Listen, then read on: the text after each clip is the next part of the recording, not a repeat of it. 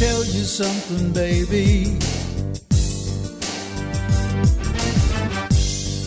I made you a long time ago. Anxiety, skepticism, and nihilism. Our ontological analysis of anxiety in the previous section also sheds much light on skepticism and nihilism. Philosophers again and again attempt disproofs of skepticism about the reality of the external world. Nevertheless, all such attempts to invalidate the skeptical attitude ultimately fail. This is because any proper conception of our worldliness makes the skeptic's doubts self-defeating, impossible, and devoid of significance. We cannot disprove an unprovable philosophy. Nevertheless, skepticism as a mode of being persists. In our default state, we do not have any being besides being in the world. The world is the context for everything we experience or can experience, just as water is the context for everything a fish can experience. We never experience the world as a thing in itself, only the things that exist in the world, including ourselves. Thus, skeptical questions about reality or the world as separate and independent from ourselves are meaningless and unanswerable.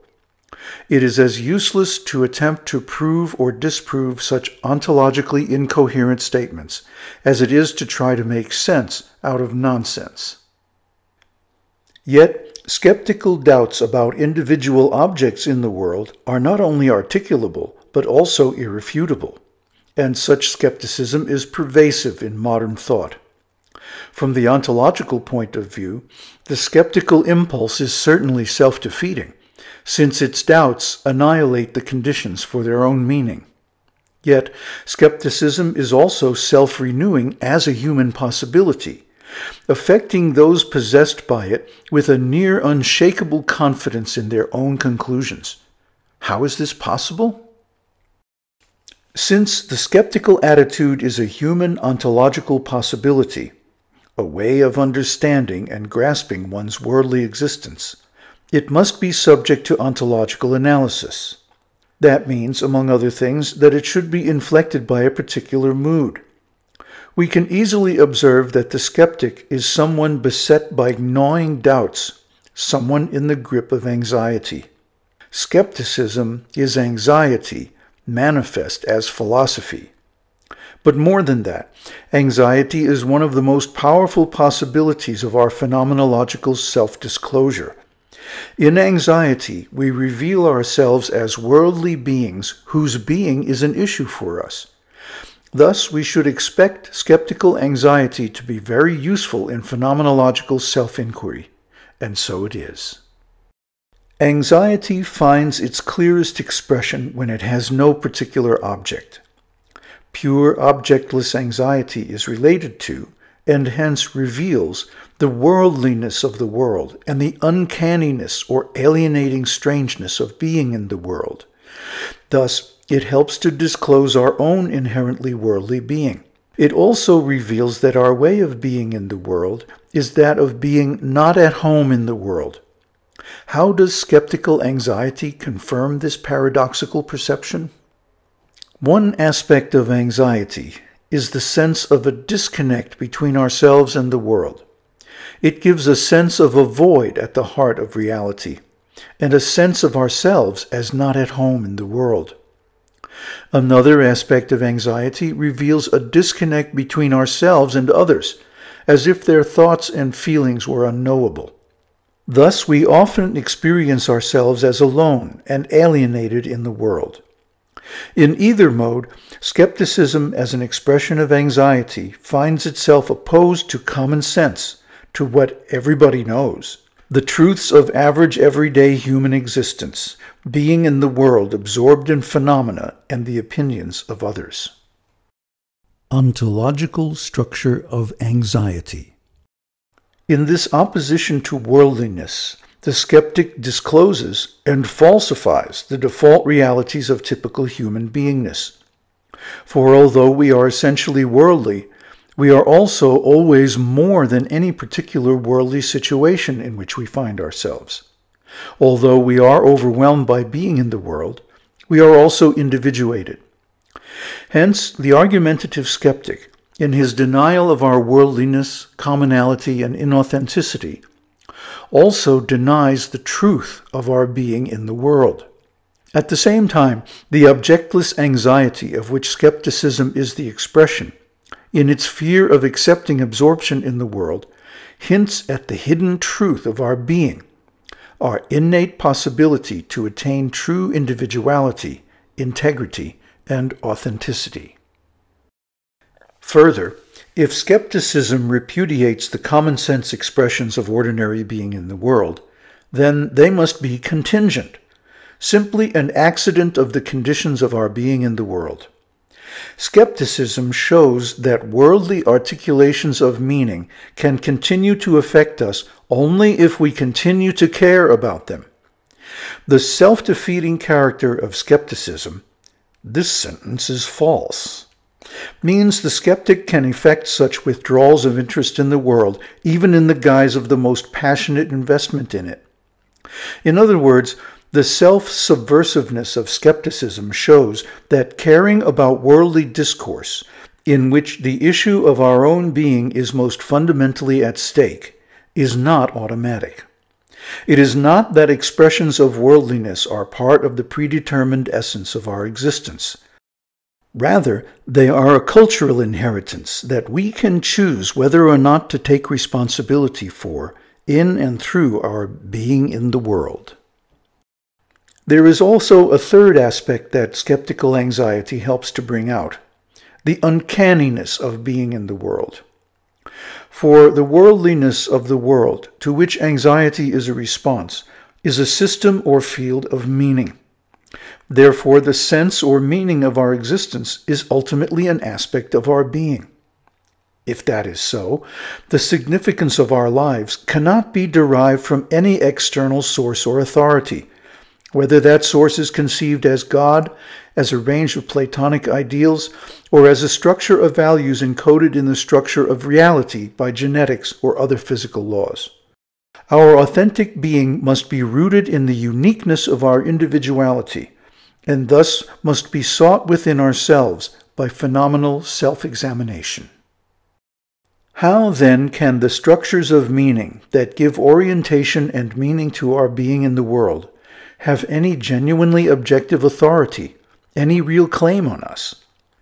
Skepticism asserts that meaning must be an essentially anthropocentric construction, designed to cover up the intrinsic meaninglessness of the world.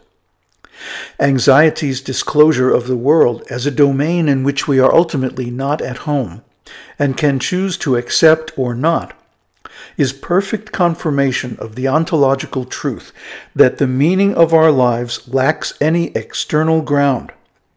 It does not prove that the meaning of our life is arbitrary or synthetic. Rather, it can only be derived from a deep ontological analysis of our being in the world as an as-lived experience. The ontological root of nihilism. The uncanniness of our being in the world, revealed by skepticism, captures the ontological root of nihilism. Nihilism is an extreme form of philosophical skepticism concerning the reality or substance of value and meaning. We must carefully distinguish between the truth of nihilism and the distortions embedded in its intellectual expression. The idea of meaningfulness wholly external to our being in the world is indeed empty of significance. But acknowledging the internal relation between idle talk and our ordinary being does not mean that we deny, trivialize, or relativize the conceptions of truth and reality. Thus, an authentic response to nihilism acknowledges that life's meaning lacks any external absolute ground, without denying its very real effects upon us. Any absolute external structure of significance would have to be constituted in ways entirely independent of the ontological structure of our being in the world. How could an external source of meaning provide us with internal articulation of being in the world? How could it constitute the worldliness of the world, and thus orient and motivate our practical activities within it? The transcendental concept that the world is meaningless or false, and only a wholly external structure of meaning can make any authoritative claims, is backwards. Rather, the only structures of meaning that can possibly make claims on us are ones to which our worldly being is inherently open, and by which it is structured and articulated. In other words, the idea of absolute transcendental objectivity that fuels nihilism cannot provide the authority and authenticity that our worldly fields of meaning could have, but unfortunately lack. Nor can it be right to think of the structures of significance in which we exist as merely internal. The ontological structures of being in the world are all the meaning there is, or could be, for creatures whose being is like ours. Such meanings are the limits or conditions necessary to determine any being whose being is worldly and hence finite. The truth in nihilism is that our being is essentially finite or conditioned. We are not unconditioned, infinite, or godlike, nor are we entirely reducible to our determining conditions. We are not possessed by an external ground of meaning, nor are we wholly self-grounding either. Accordingly, to say that our worldliness is uncanny means that it must be understood in relation to what it is not, and to that which is not, in relation to nothing and nothingness.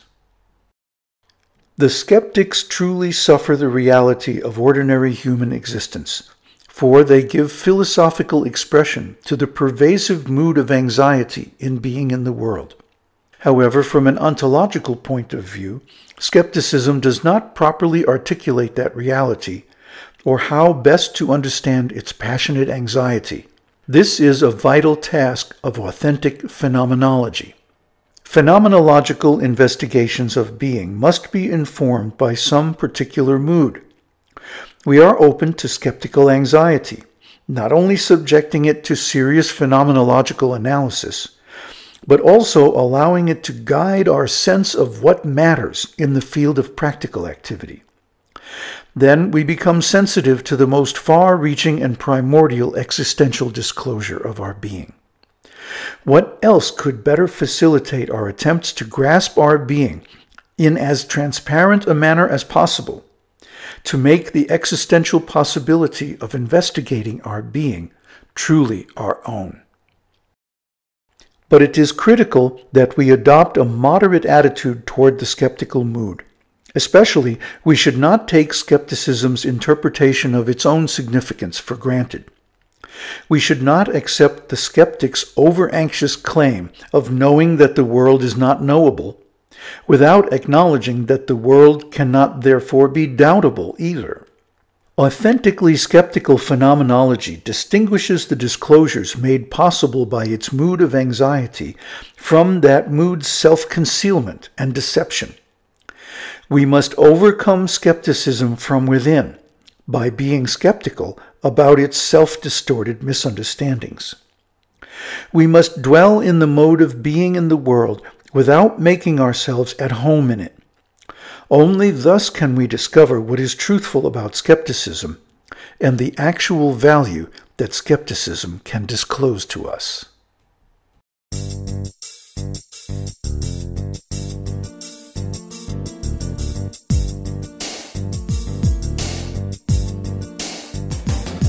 Gonna tell you something, baby. I made you a long time ago. It's about you and me, baby. Just some things you ought to know. Hey, I want you to hear me. Open up your little mind. You think you're so cool, but are you really? What about the perfect love that you left me